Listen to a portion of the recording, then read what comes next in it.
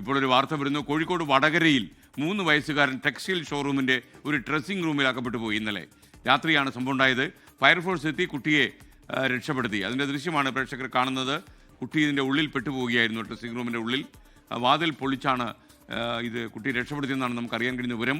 കൂടുതൽ വിശദാംശങ്ങൾ നൽകാൻ ഷഹദ് റഹ്മാൻ കോഴിക്കോട് നിന്ന് ചേരുന്നു. ഷഹദ്, വിശദാംശങ്ങൾ. Good morning. ഇത് ഇന്നലെ രാത്രിയാണ് ഈ സംഭവം നടക്കുന്നത്. രാത്രി 9 മണിയോടുകൂടി വടകരയിലെ ഒരു ടെക്സ്റ്റൈൽസ് ഷോറൂമിലാണ് ഈ കുട്ടി അകപ്പെടുന്നത്. മാതാപിതാക്കൾക്കൊപ്പം ഈ കുട്ടി എത്തിയതായിരുന്നു. പക്ഷേ കുട്ടി അബദ്ധത്തിൽ ഈ ഡ്രസ്സിംഗ് റൂമിൽ പെട്ടുപോവുകയായിരുന്നു. പിന്നീട് കുട്ടി ബഹളം വെക്കുകയും നിലവിളിക്കുകയും ഒക്കെ ചെയ്യുന്നത് നമുക്ക് ആ ദൃശ്യങ്ങളിൽ കാണാൻ സാധിക്കും. വടകരയിൽ നിന്നുള്ള ഫയർഫോഴ്സ് സംഘം സ്ഥലത്തെത്തി ഈ ഡോറ് ബ്രേക്ക് ചെയ്താണ് പിന്നീട് ഈ കുട്ടിയെ പുറത്തെടുത്തിട്ടുള്ളത് എന്നുള്ളതാണ് നമുക്ക് ഇപ്പോൾ ഫയർഫോഴ്സ് ഉദ്യോഗസ്ഥർ നമ്മളോട് പറയുകയും ഒപ്പം തന്നെ ഈ ദൃശ്യങ്ങളിൽ നിന്ന് വളരെ വ്യക്തമാവുകയും ചെയ്തിട്ടുണ്ടായിരുന്നത്. ഇന്നലെ രാത്രി 9 മണിക്കാണ് ഈ സംഭവം നടക്കുന്നത്.